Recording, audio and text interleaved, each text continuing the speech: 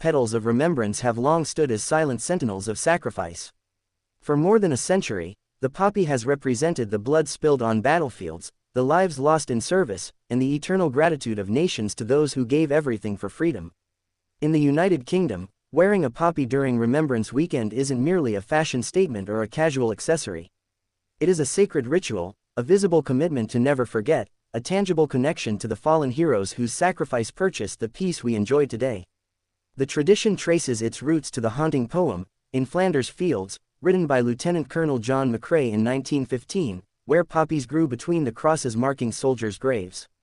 Since then, the red poppy has become the universal symbol of remembrance, worn with pride and reverence by millions across the Commonwealth and beyond.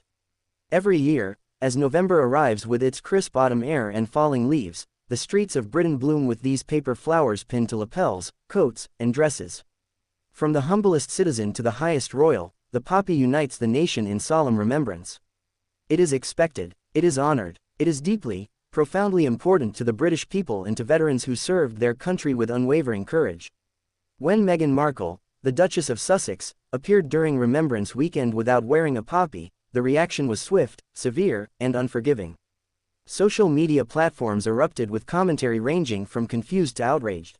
Traditional media outlets seized upon the apparent breach of protocol with the voracious appetite that has characterized coverage of Meghan since she first entered the royal spotlight. The British public, already divided in their opinions about the American actress who married Prince Harry, found themselves with fresh ammunition for their ongoing debates about whether Meghan truly understood or respected British traditions. But here's where the story takes an unexpected turn, where explanation meets skepticism, and where a simple statement becomes the catalyst for an international firestorm of controversy that refuses to die down. Meghan Markle, through her representatives and in subsequent discussions, offered an explanation for her absence of this powerful symbol of remembrance. According to the Duchess, she did not wear a poppy because they were not widely available where she was at the time. She claimed that despite wanting to participate in this tradition of remembrance, despite understanding its significance, and despite being married to a man who served his country with distinction in the military, she simply could not obtain one of these symbolic flowers. Let that sink in for just a moment. In an age where you can order virtually anything and have it delivered to your doorstep within hours, where global shipping connects the remotest corners of the earth, where the Duchess of Sussex has access to resources that ordinary citizens can only dream of, she claimed she couldn't get a poppy. The explanation was met with immediate and widespread disbelief. Critics were quick to point out the glaring contradiction at the heart of her statement. Prince Harry, her husband, the Duke of Sussex, the man who served 2 tours of duty in Afghanistan, the prince who has dedicated significant portions of his post-military life to supporting veterans through his Invictus Games and various charitable endeavors, was photographed during the same Remembrance Weekend wearing a poppy. He had one. He wore it proudly. He honored the tradition that runs deep in his blood as a member of the British royal family and as a veteran himself. So how is it possible that Harry obtained a poppy while Meghan, who shares his home, his life, and presumably his access to resources, could not? The questions multiplied like ripples in a pond. If they were in the same location, how did Harry get a poppy but Meghan didn't? If they were in different locations, why wouldn't Harry have ensured his wife had access to this simple but profoundly important symbol? Did no one on their staff think to secure poppies for both of them? Were there really no poppies available for purchase or distribution in their area? And perhaps most pointedly, even if poppies weren't physically available in stores nearby, couldn't someone with the resources of the Duchess of Sussex have found a way to obtain one through other means? The Royal British Legion, the charity that distributes poppies throughout the UK, makes them available through numerous channels, including online ordering. Poppies can be found in supermarkets, train stations, shopping centers, and street corners throughout Britain during the Remembrance period. They're distributed by volunteers, by veterans, by schoolchildren participating in remembrance education. They are, by design, meant to be ubiquitous, accessible, and available to anyone who wishes to honor the fallen. The timing of Meghan's explanation also raised eyebrows among royal watchers and critics alike. This wasn't her first Remembrance Weekend as a member of the royal family. She had participated in previous remembrance ceremonies and events, wearing poppies and standing alongside other royals during solemn commemorations. She had been photographed at the Cenotaph, the United Kingdom's primary national war memorial in Whitehall, London. She understood the protocol. She knew the expectations. She had demonstrated her willingness and ability to participate in these traditions before. So what changed? Why, on this particular occasion, was she unable to secure what millions of ordinary Britons managed to obtain every single year without difficulty? Some commentators suggested that the explanation revealed a deeper disconnect between Meghan and British traditions. They argued that if wearing a poppy had truly been a priority for her, she would have found a way to make it happen. Others defended her, suggesting that people were making mountains out of molehills and that her explanation should be taken at face value without the constant scrutiny that seems to follow her every move. The controversy highlights a fundamental tension that has defined Meghan's relationship with the British public and media since she first appeared on the royal scene. Every action she takes, every choice she makes, every word she speaks is dissected, analyzed, and often criticized with an intensity that few public figures experience. Her supporters argue that she faces unfair double standards and racially motivated criticism that wouldn't be directed at a white duchess. Her critics counter that she chose to marry into the most famous royal family in the world and that scrutiny comes with the territory, regardless of race. But this poppy controversy transcends the usual debates about media treatment and public perception. This touches on something sacred to the British people. Remembrance isn't political. It isn't about left or right, progressive or conservative. It is about honoring sacrifice. It is about ensuring that the men and women who gave their lives for their country are never forgotten. To appear to treat this tradition casually, to offer an explanation that many found implausible or insufficient, was to risk alienating even those who might otherwise be sympathetic to the challenges Meghan faces as an outsider navigating the complex world of royal protocol and British traditions. Prince Harry's position in all of this makes the situation even more complex and emotionally charged. Harry served in the British Army for 10 years, rising to the rank of captain and undertaking 2 operational tours in Afghanistan. His military service is one of the most respected aspects of his public life. Even those who criticize other aspects of his choices or behavior rarely question his dedication to his military brothers and sisters. He has spoken movingly about his experiences in combat, about the bonds formed with fellow soldiers, and about the profound impact of losing comrades in battle. His Invictus Games, an international sporting event for wounded, injured, and sick servicemen and women, both serving and veteran, demonstrates his ongoing commitment to the military community. For Harry, remembrance isn't a formality or a photo opportunity. It is personal, it is sacred, it is connected to friendships forged under fire and to losses that shaped who he has become. So when his wife appears without a poppy while he wears one, the optics are jarring. It creates a visual dissonance that people struggle to reconcile with what they know about Harry's values and commitments. Some royal observers suggested that the incident revealed underlying tensions in Harry and Meghan's relationship with royal traditions more broadly. Since stepping back from their roles as senior working royals and relocating to California, the couple has often appeared to pick and choose which royal protocols they follow and which they disregard. They have given interviews criticizing the royal family. They have made allegations of racism and neglect. They have signed lucrative media deals that trade on their royal status while simultaneously distancing themselves from royal responsibilities. In this context, Meghan's failure to wear a poppy, regardless of her stated reason, fit into a larger narrative that critics had been constructing about the couple's selective respect for tradition. Whether this narrative is fair or unfair is itself a matter of intense debate, but it undeniably colors how each new incident is perceived and interpreted. The explanation that poppies weren't widely available also struck many as inconsistent with the couple's demonstrated ability to navigate other logistical challenges. They have managed to coordinate international travel, security arrangements, media appearances, legal battles, charitable initiatives, and business ventures across multiple continents. They maintain relationships with celebrities, politicians, and power brokers at the highest levels. They have staff, advisors, and resources at their disposal. The suggestion that obtaining a paper poppy presented an insurmountable challenge to this well-connected, well-resourced couple strained credulity for many observers. It's worth noting that poppies are not exclusively a British phenomenon. Canada, Australia, New Zealand, and other Commonwealth nations have their own traditions of poppy wearing during their respective remembrance periods. Given the couple's international profile and connections, multiple avenues existed for obtaining this symbol even if local availability in California or wherever they were located was genuinely limited. A single phone call, a simple request to associates in the UK, an online order placed in advance of Remembrance Weekend, any of these options could have solved the supposed availability problem. The incident also reignited discussions about Meghan's adaptation to British culture and traditions more broadly. From the beginning of her relationship with Harry, questions have swirled about how well she understood and embraced the customs, expectations, and unwritten rules that govern royal life.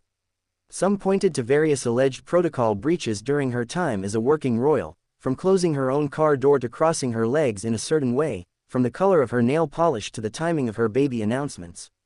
Defenders of Meghan argued that many of these supposed breaches were trivial matters blown out of proportion by a hostile media, that some weren't actually breaches at all but rather interpretations of flexible guidelines, and that the level of scrutiny directed at her far exceeded what was applied to other royal family members.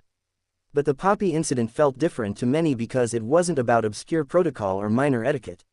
It was about a deeply meaningful national tradition with clear significance and straightforward participation requirements. Public reaction divided along predictable lines but also revealed some surprising nuances. Predictably, those who had always been critical of Meghan saw this as further evidence of her disrespect for British traditions and her unsuitability for royal life, even though she and Harry had already stepped back from royal duties. Those who supported Meghan generally argued that the criticism was overblown and that her explanation should be accepted without the constant questioning and skepticism that accompanies her every statement. But there were also voices in the middle, people who didn't fit neatly into either the pro-Meghan or anti-Meghan camps, who found themselves troubled by this particular incident. Some of these individuals acknowledged that Meghan faces disproportionate criticism but also felt that the poppy explanation didn't hold up to scrutiny. Others suggested that even if her explanation was technically true, the failure to plan ahead and ensure she had a poppy represented a significant oversight that deserved acknowledgement rather than justification. Veterans groups largely stayed out of the public debate, maintaining their focus on the actual purpose of Remembrance Weekend rather than getting drawn into royal controversies. However, individual veterans did express opinions across the spectrum. Some found Meghan's absence of a poppy disrespectful and her explanation inadequate. Others argued that remembrance is about more than wearing a symbol and that judging people's respect for fallen soldiers based solely on whether they wear a poppy misses the deeper point.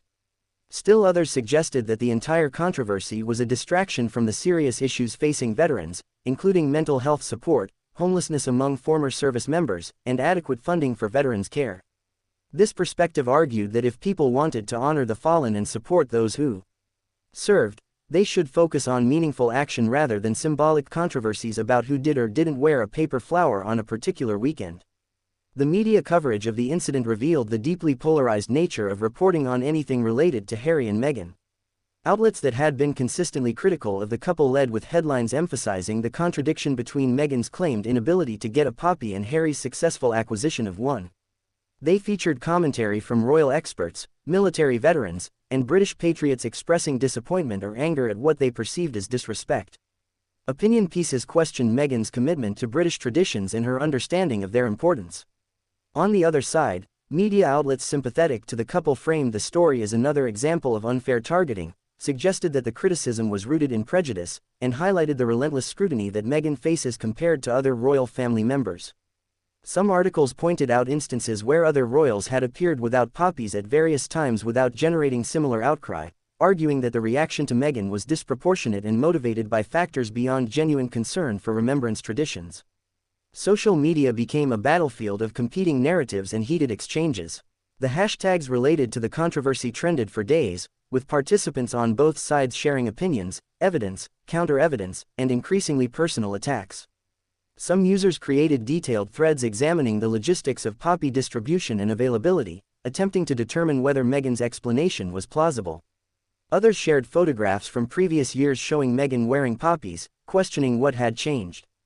Supporters posted about the racist and sexist abuse Meghan endures online and in traditional media, arguing that the poppy controversy was simply the latest excuse for people to express their underlying prejudices. The debate frequently became toxic, with reasoned discussion giving way to insults, accusations, and the kind of tribal warfare that characterizes so much online discourse about polarizing figures.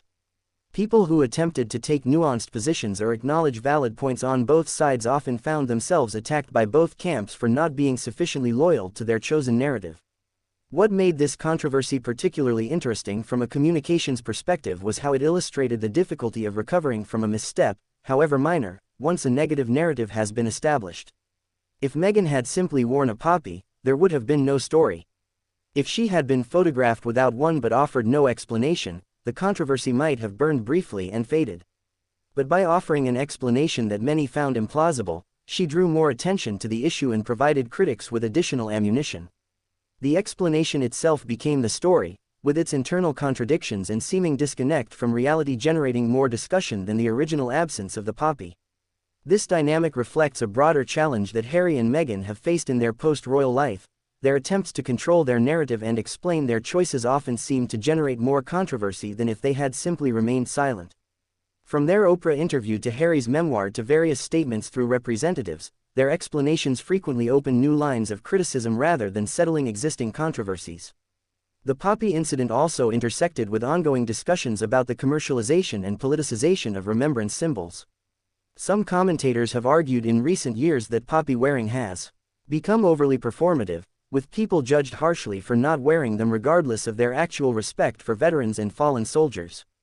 There have been debates about when it's appropriate to start wearing poppies, with some suggesting that they appear earlier each year, turning Remembrance season into an extended period of mandatory visible participation rather than a focused moment of reflection. Others have discussed the white poppy, worn by some as a symbol of peace and a rejection of militarism, and the controversy that alternative symbol generates among traditionalists. Public figures, particularly television presenters and politicians, face intense scrutiny over their poppy wearing, with those who appear without one subject to criticism regardless of their reasons. This environment of poppy politics meant that Meghan's explanation landed in already contentious territory, where debates about remembrance symbols had become proxy battles for larger cultural and political disagreements. The geographical dimension of the controversy deserves examination as well. If Meghan and Harry were indeed in California during the Remembrance Weekend in question, as they often are given their relocation to Montecito, then the availability of British poppies would genuinely be more limited than in the UK. However, this raises questions about planning and priorities. Did they not anticipate that Remembrance Weekend would occur and that having poppies would be appropriate, especially given Harry's military background and their ongoing connections to British military charities? Could they not have requested poppies from the UK in advance? Did they consider the optics of how their appearance during this significant weekend would be perceived, particularly given the scrutiny they knew would follow their every public appearance? These questions speak to larger issues of whether the couple has adequate advisors helping them navigate the complex intersection of their royal history, their current independent status, their geographic location, and the expectations that still attach to them despite their stepped-back roles.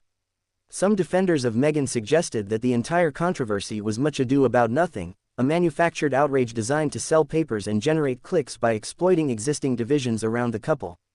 They argued that remembrance should be a matter of the heart rather than performative symbol wearing, and that judging someone's respect for veterans based solely on whether they wore a particular pin on a particular weekend was shallow and missed the point entirely. They noted that Meghan and Harry have supported military charities and veteran causes through their foundation work and that these substantive actions matter more than temporary symbols. They also suggested that people who claim to care deeply about honoring veterans might better direct their energy towards supporting veteran-focused charities, advocating for better mental health services for former service members, or working to address veteran homelessness rather than policing who does and doesn't wear a paper poppy. These points have validity and highlight the risk that symbolic controversies can distract from substantive issues. However, they also somewhat miss the point that for many people, especially those with personal connections to military service and loss, the poppy isn't just a symbol.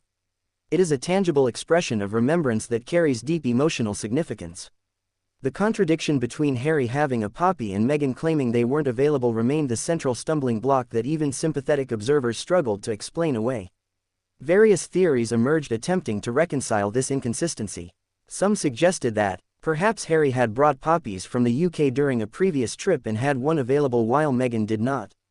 Others proposed that maybe Harry had received his through a military-connected contact that Meghan didn't have independent access to. Still others speculated that perhaps they were in different locations during Remembrance Weekend, though this would contradict other aspects of their public narrative about their family life. None of these explanations were officially confirmed, leaving the contradiction unresolved and continuing to fuel skepticism about Meghan's original statement. The lack of a clear, detailed explanation that addressed the obvious questions about Harry's poppy versus Meghan's claimed inability to get one suggested either poor communication strategy or an underlying reality that didn't fully support her explanation. Royal protocol experts weighed in with their perspectives on what the incident revealed about Harry and Meghan's current relationship with royal traditions and expectations. Some noted that as non-working royals who have relocated to the United States and explicitly stepped back from royal duties, Harry and Meghan are technically under no obligation to observe British traditions like poppy wearing. They are private citizens, albeit very famous ones with royal titles, and can make their own choices about what traditions they embrace and which they don't. From this perspective, the criticism directed at Meghan reflects an unwillingness to accept that she and Harry have genuinely moved on from their royal roles and shouldn't be held to the same standards as working royals who represent the monarchy in official capacities. However, other protocol experts countered that having retained their Duke and Duchess titles and continuing to trade on their royal connections in various ways, Harry and Meghan remain public figures associated with the royal family whether they like it or not. From this viewpoint, certain basic shows of respect for important British traditions like Remembrance Weekend are reasonable expectations regardless of their working status, particularly given Harry's military service and the couple's ongoing involvement with military charities. The incident also highlighted the challenges that come with being a public figure in the age of social media and 24-hour news cycles. Every appearance, every outfit, every accessory or lack thereof is photographed, analyzed, and discussed by millions of people within hours. What previous generations of royals might have gotten away with or had quietly managed by palace communications teams now becomes instant global news and fodder for endless online debate. Meghan and Harry have navigated this landscape with mixed success. Their attempts to control their narrative through strategic media partnerships and carefully crafted statements have sometimes backfired, generating more scrutiny rather than less. The poppy controversy exemplifies this dynamic, where an explanation intended to address criticism instead amplified it by raising new questions and highlighting apparent contradictions.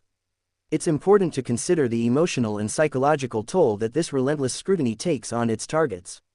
Meghan has been open about struggling with mental health issues related to the intense media attention and public criticism she has faced. Harry has spoken about his fears that Meghan might experience the same fate as his mother, Princess Diana, whose life ended in a car crash while being pursued by paparazzi. From their perspective, incidents like the poppy controversy represent the media's insatiable appetite for negative stories about Meghan, regardless of how trivial the underlying issue might be. They would likely argue that the intense reaction to her not wearing a poppy, and the skepticism directed at her explanation, reflect deeper prejudices and a determination to find fault with her regardless of what she does. There is undoubtedly some truth to this perspective. The level and tone of criticism directed at Meghan does seem disproportionate in many cases, and some of it clearly crosses the line into racism and sexism. However, acknowledging the legitimate challenges Meghan faces doesn't require accepting every explanation she offers at face value or refraining from asking reasonable questions about apparent contradictions.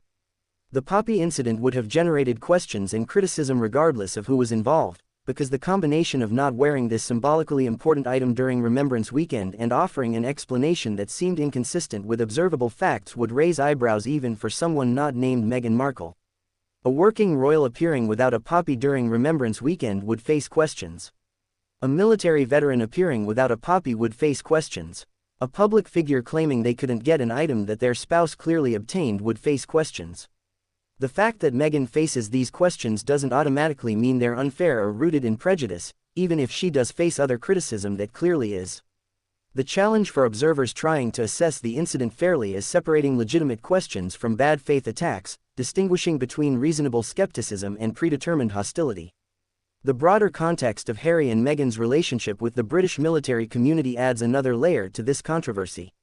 Since stepping back from royal duties, there have been various tensions around their military connections.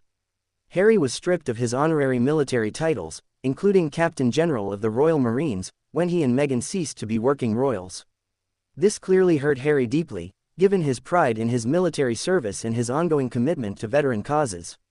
The couple has maintained connections to military charities, particularly through Harry's Invictus Games, but their physical distance from the UK and their complicated relationship with British institutions has inevitably created some awkwardness.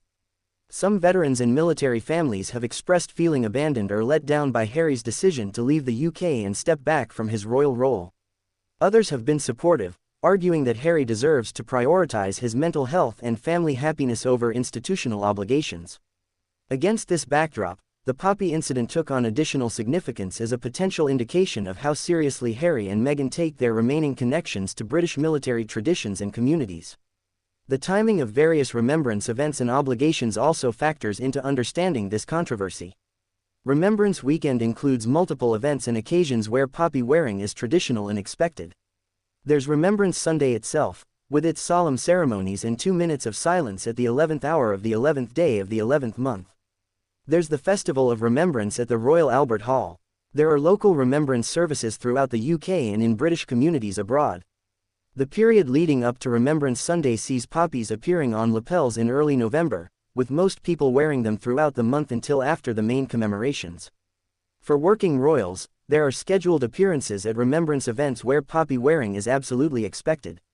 For non-working royals like Harry and Meghan, there are fewer formal obligations but still reasonable expectations about showing respect for this important tradition, particularly during any public appearances they make during the remembrance period.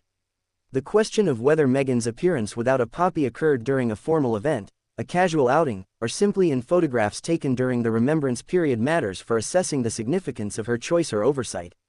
What this controversy ultimately reveals is how difficult it has become to separate genuine issues from manufactured outrage, legitimate criticism from bad faith attacks, reasonable expectations from impossible standards. Meghan Markle exists in a space where every action is interpreted through multiple conflicting lenses. To her critics, her failure to wear a poppy and her subsequent explanation confirm existing beliefs about her disrespect for British traditions, her inability to adapt to royal life, and her prioritization of personal brand over duty and respect. To her supporters, the entire controversy demonstrates the impossible position she occupies, where even minor oversights or reasonable explanations are seized upon as proof of malign intent, and where standards are applied to her that wouldn't be applied to others. To neutral observers trying to assess the situation fairly, the contradiction between Harry's poppy and Meghan's claimed inability to obtain one remains genuinely difficult to explain in a way that fully aligns with her stated reason. The incident also speaks to broader questions about authenticity, public image, and the commodification of royal identity in the modern era. Harry and Meghan have positioned themselves as authenticity ambassadors, people willing to speak their truth regardless of institutional pressure or traditional expectations. Their brand, such as it is, rests partially on this image of genuine, unvarnished honesty about their experiences and choices. When explanations they offer are met with skepticism or appear to contradict observable facts, it undermines this authenticity brand and raises questions about whether their carefully curated public image is as genuine as they present it to be. This isn't unique to them. Virtually all public figures engage in image management and strategic messaging. But for Harry and Meghan specifically, given how they've positioned themselves in opposition to what they characterize as the inauthentic, repressive nature of institutional royal life, the stakes of being perceived as less than fully truthful or authentic are particularly high. As the controversy played out over days and weeks, no definitive resolution emerged. Meghan offered no further clarification of her original explanation. Harry made no public statements addressing the apparent contradiction between his poppy and her claimed inability to get one. Their representatives did not provide additional details that might have resolved the questions many observers had. The incident simply faded from the immediate news cycle, replaced by other royal stories and celebrity controversies, but remained in the collective memory as another data point in the ongoing assessment of Harry and Meghan's choices, statements, and relationship with British traditions. For those already critical of the couple, it reinforced existing negative views. For those supportive of them, it represented another overblown controversy manufactured by hostile media. For those in the middle, it remained a puzzling incident where the official explanation didn't quite satisfy reasonable questions about an apparent contradiction. The poppy controversy, seemingly small in isolation, connects to much larger questions about identity, belonging, tradition, and the responsibilities that come with privilege and platform. When someone marries into the royal family, what obligations do they take on? If they subsequently step back from royal duties and relocate to another country, do those obligations end entirely or do some persist? What respect is owed to the traditions and sensibilities of a country that elevated you to international fame? How much allowance should be made for cultural differences and adjustment challenges? When explanations are offered for controversial choices or apparent oversights, what level of scrutiny is fair versus excessive? These questions don't have simple answers, and reasonable people can disagree about where appropriate lines should be drawn. But the poppy incident forced these questions to the surface in a concrete, specific way that abstract discussions of royal duty and tradition often don't. For the British public, many of whom have personal or family connections to military service, the poppy represents something sacred that transcends normal royal watching drama. It isn't about which tiara someone wore or whether a protocol was technically breached. It's about honoring sacrifice, remembering loss, and maintaining a solemn connection to the men and women who gave everything for their country. When a high-profile figure, especially one connected to the royal family and married to a veteran prince, appears without a poppy during Remembrance Weekend, it touches something deeper than ordinary celebrity gossip. The explanation offered matters because people want to believe it was oversight or circumstance rather than indifference or disrespect. When the explanation raises more questions than it answers, when it seems inconsistent with observable facts like Harry having a poppy, it feels like an insult compounding an injury. Whether this reaction is entirely fair to Meghan is debatable, but understanding that it comes from a place of genuine feeling about something meaningful helps explain why this particular controversy had such staying power. The international dimension of the story also merits attention. While the poppy tradition is most significant in the UK and Commonwealth countries, the controversy around Meghan's explanation played out globally thanks to the couple's international profile. In the United States, where Remembrance Day is not observed and poppies don't carry the same significance, many people viewed the controversy as yet another example of British tabloid obsession with minor royal trivia. Some American commentators defended Meghan, arguing that she shouldn't be expected to maintain British traditions now that she lives in California and is no longer a working royal. Others familiar with military remembrance traditions, including American veterans who observe Memorial Day and Veterans Day with their own symbols and customs, understood the significance of the poppy and why the apparent disrespect generated such strong reactions. This international split in reactions highlighted the cultural specificity of certain traditions and the challenges that arise when someone occupies a liminal space between cultures, countries, and identities as Meghan does. Looking at the incident through the lens of crisis communications and reputation management reveals instructive lessons about how to handle or not handle minor controversies before they become major ones. The optimal approach would likely have been either ensuring the poppy was worn in the first place through proper planning, or if that genuinely wasn't possible, offering no explanation at all and allowing the moment to pass without drawing additional attention to it. By offering an explanation that many found implausible and that raised obvious questions about the contradiction with Harry's poppy, more attention was drawn to the issue and more doubt was cast on the couple's credibility. This pattern has repeated across various controversies involving Harry and Meghan. Their attempts to explain, justify, or contextualize their choices often seem to make situations worse rather than better. Whether this reflects poor advice from their communications team, a determination to have the last word despite strategic implications, or a genuine belief that their explanations should be accepted at face value is unclear. The role of palace communications and staff in preventing such incidents also deserves consideration. When Harry and Meghan were working royals with full support from palace staff, issues like ensuring appropriate remembrance participation would have been handled by experienced professionals who understood the significance of these traditions and the optics of royal appearances. Now, operating independently with their own team in California, they lack that institutional support and expertise. This may explain how oversights like the poppy incident occur, but it also raises questions about whether their current team adequately understands British sensibilities and traditions or effectively advises them on how to maintain appropriate connections to the royal world they've left while building their new independent lives. The gap between their current situation and what palace support provided has become increasingly apparent across various incidents where they seem caught off guard by reactions to choices that more experienced royal handlers likely would have anticipated and prevented. As this story demonstrates, the intersection of tradition, celebrity, and national identity creates treacherous terrain where minor missteps can explode into major controversies and where explanations must be not only truthful but also plausible, complete, and consistent with observable facts. Meghan Markle's claim that she couldn't wear a poppy because they weren't widely available, offered against the backdrop of her husband clearly having obtained one, failed several of these tests in the eyes of many observers. Whether the explanation was technically accurate in some narrow sense, whether it represented poor communication of a more complex situation, or whether it was simply inadequate to address reasonable questions, the result was damage to credibility and reinforcement of negative narratives that already surrounded the couple. In the unforgiving arena of public opinion, especially regarding figures as polarizing as Harry and Meghan, explanations that raise more questions than they answer rarely serve their intended purpose of quieting criticism and moving past controversy. The lasting impact of incidents like this extends beyond the immediate controversy to shape broader perceptions and narratives that accumulate over time. Each questionable explanation, each apparent contradiction, each moment where public statements don't align with observable reality adds to a growing ledger that critics reference when dismissing new claims or explanations from the couple.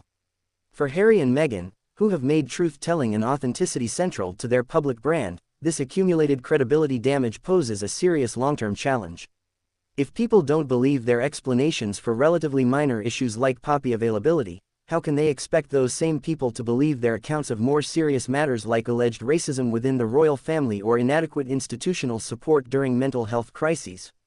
The poppy incident, seen in this light, matters not just for what it reveals about one particular Remembrance Weekend but for what it contributes to ongoing assessments of the couple's reliability and the trustworthiness of their narrative. What remains most troubling about the entire episode is how preventable it was. With basic planning, communication, and respect for the significance of remembrance traditions, Harry and Meghan could have ensured they both had poppies to wear during the remembrance period. Harry's military service and their ongoing charitable work with veteran organizations meant they understood, or should have understood, the importance of this symbol and the scrutiny its absence would generate.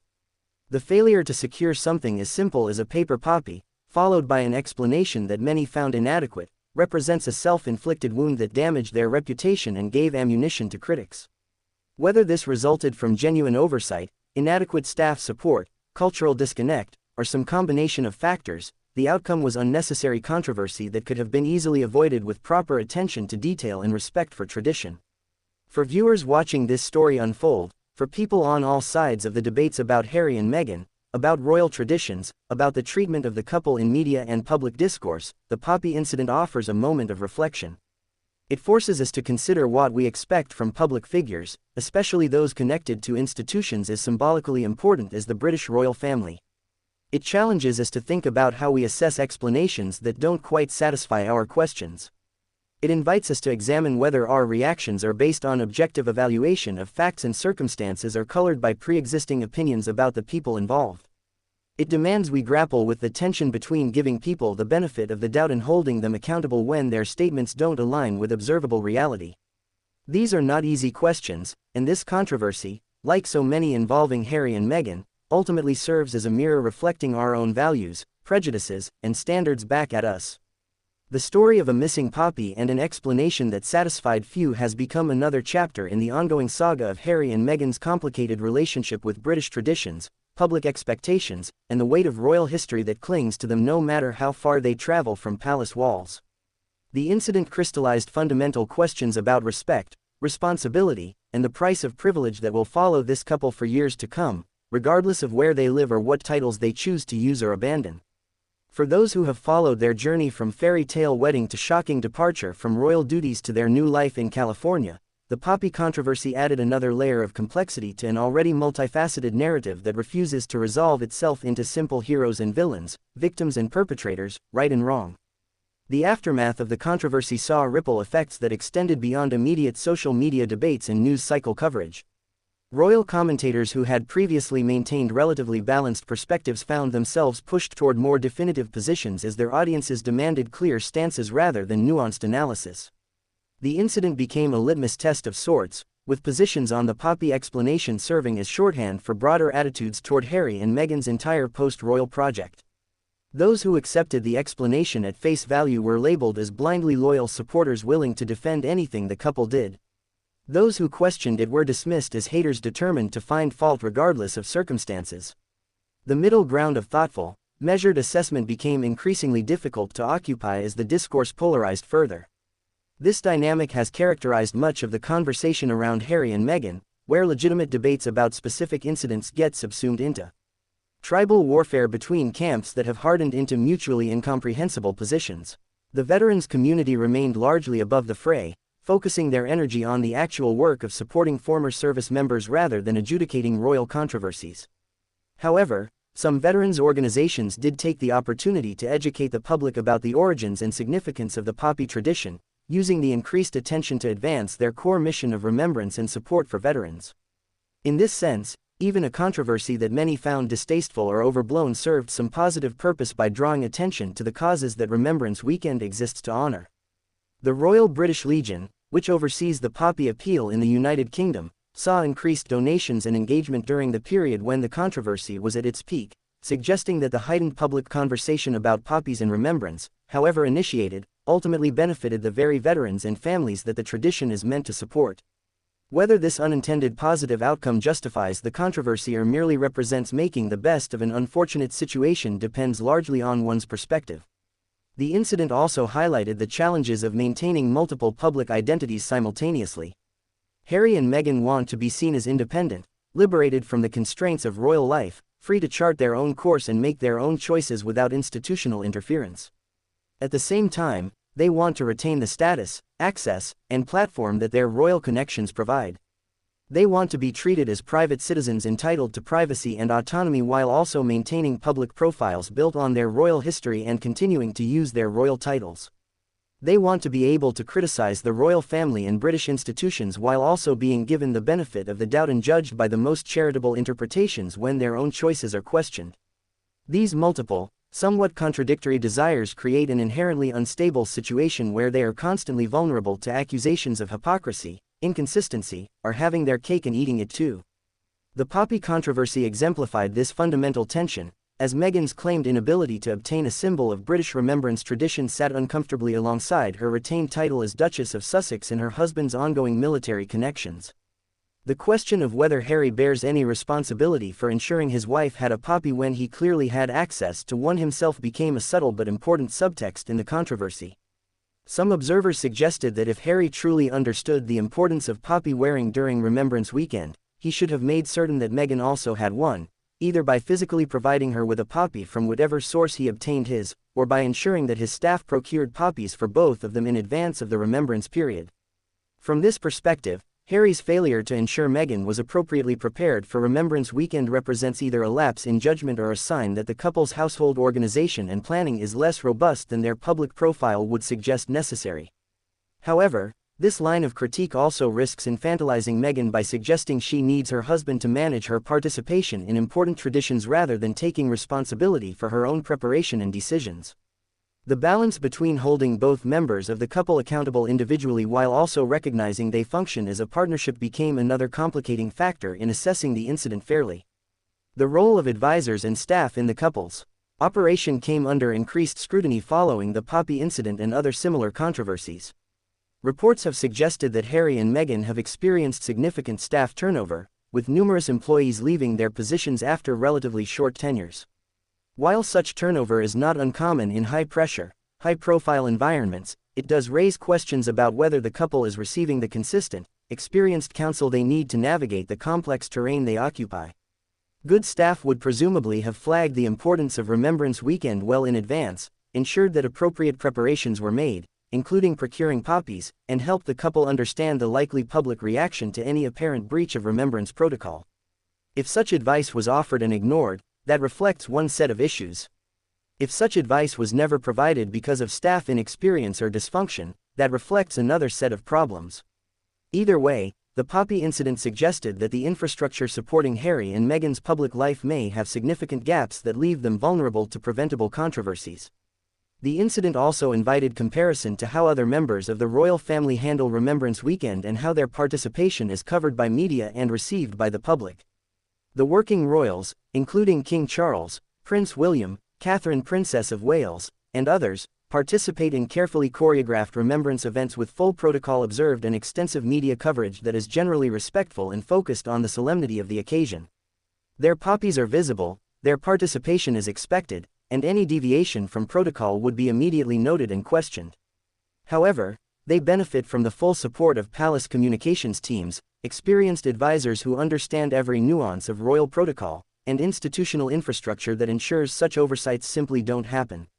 When comparing their smooth navigation of Remembrance Weekend to Harry and Meghan's poppy controversy, the difference in support structures and institutional backing becomes starkly apparent. This reality complicates the narrative that Harry and Meghan simply need to show more respect or make better choices, because it overlooks how much their current situation differs from what they experienced as working royals and how much more difficult it is to maintain appropriate connections to British traditions while living across the Atlantic without institutional support.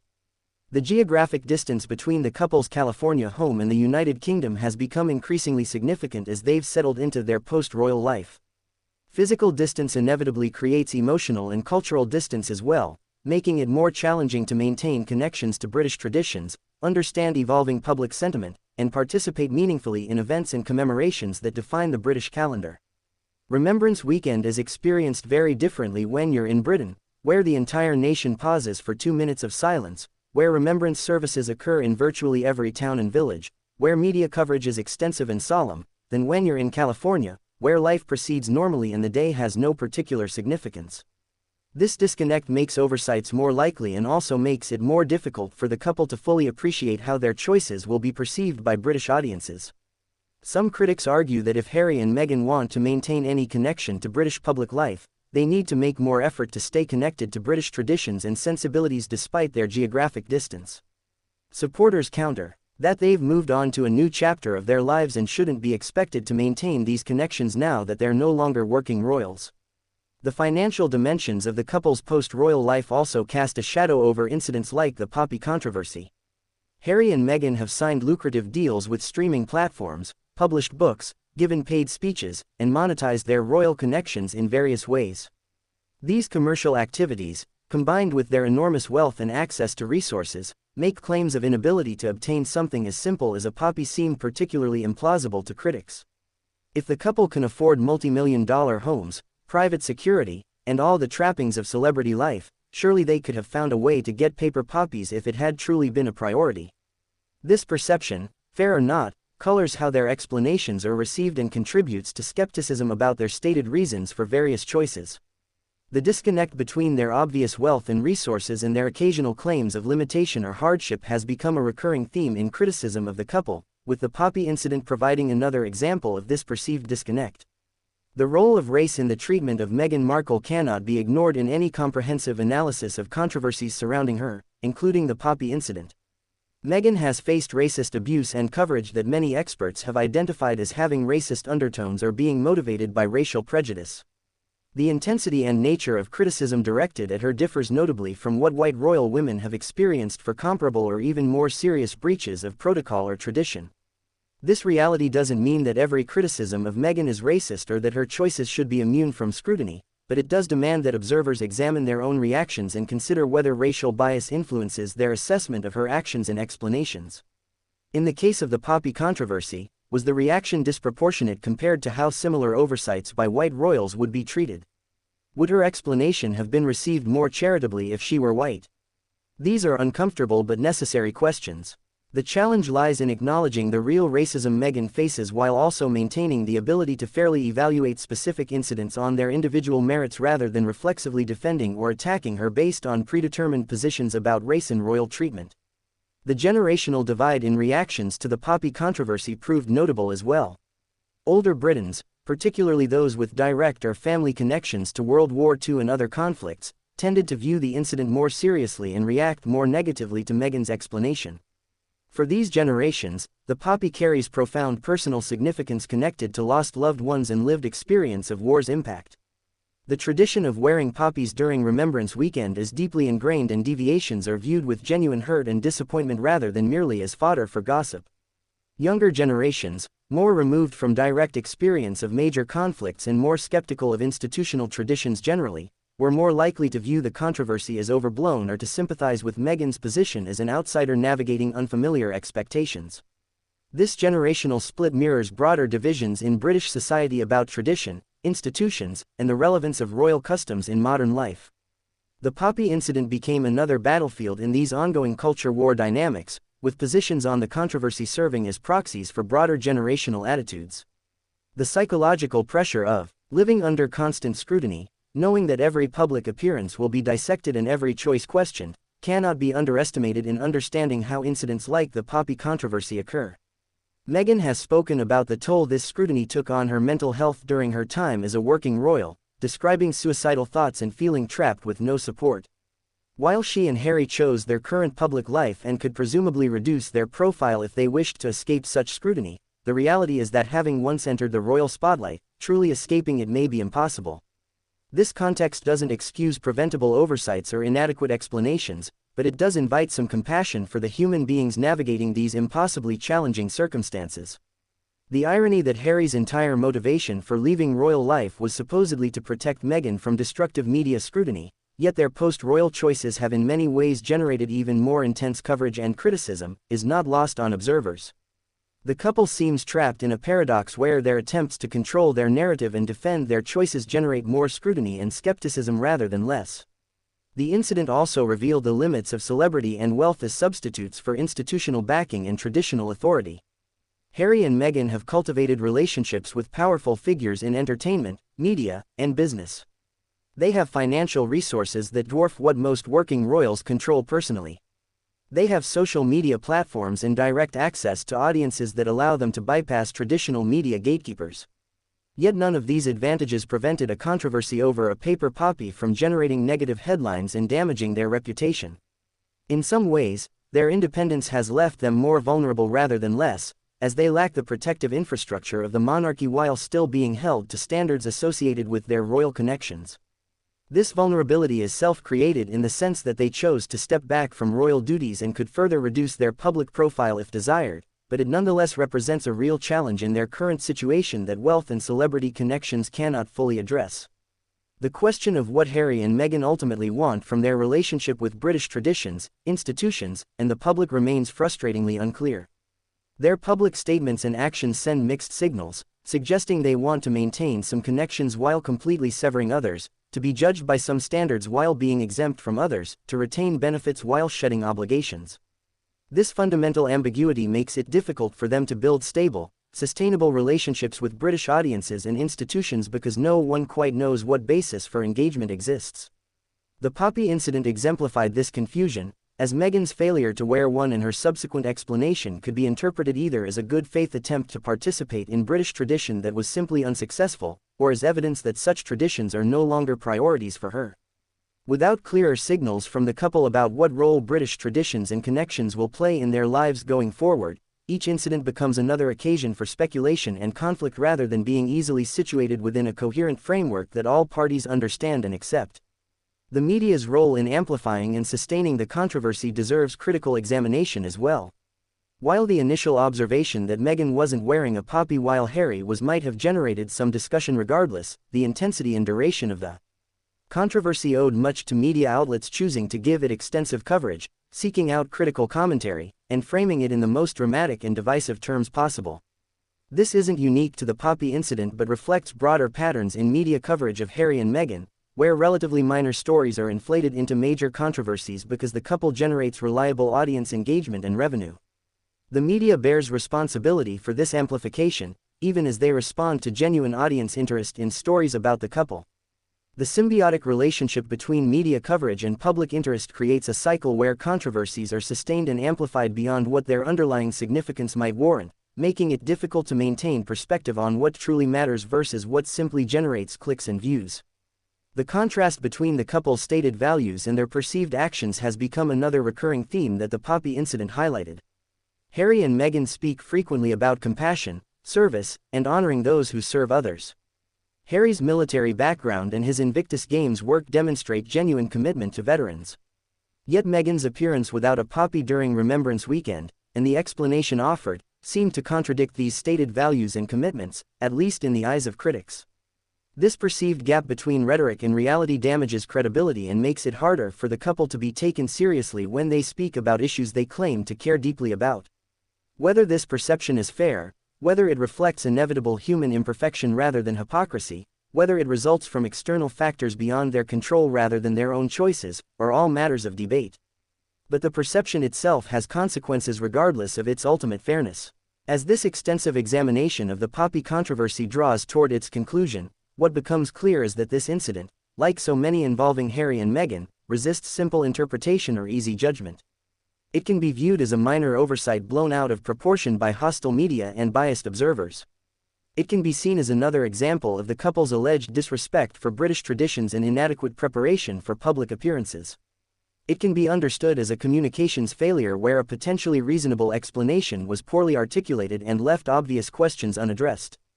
It can be contextualized as one small part of much larger struggles around race, institutional power, media ethics, and cultural change in modern Britain.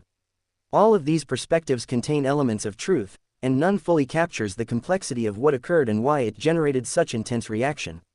What remains undeniable is that a controversy that might seem trivial to outside observers, a debate about whether someone did or didn't wear a paper flower on a particular weekend, touched something profound for many people. It connected to deeply held feelings about sacrifice, remembrance, and respect for those who served. It raised questions about the responsibilities that come with privilege and platform. It revealed divisions within British society and between the couple and significant portions of the British public that remain unhealed despite years of distance and time.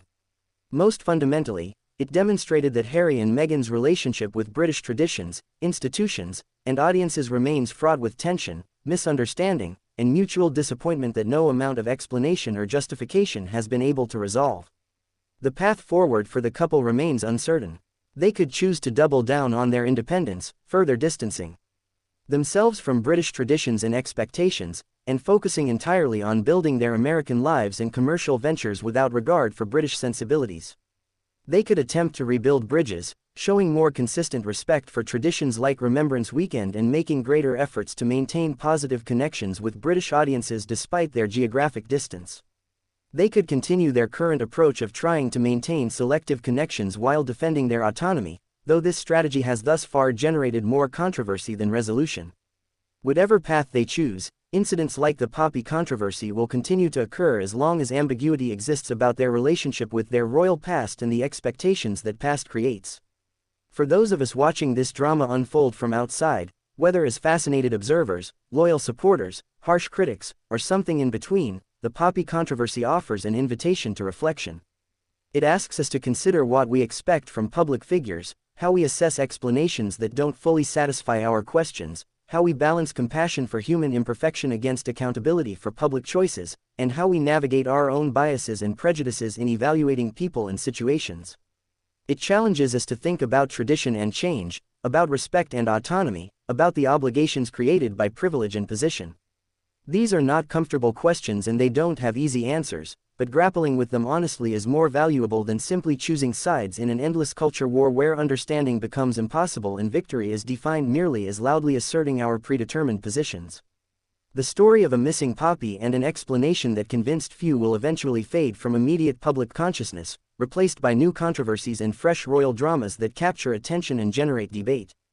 But for those who followed it closely, for those who felt strongly about it one way or another, it will remain in memory as a moment when underlying tensions and fundamental questions came briefly into sharp focus before being subsumed once again beneath the constant noise of royal watching and celebrity gossip. Whether any lessons were learned, whether any understanding was achieved, whether any progress was made toward resolving the deeper issues the incident revealed, remains doubtful.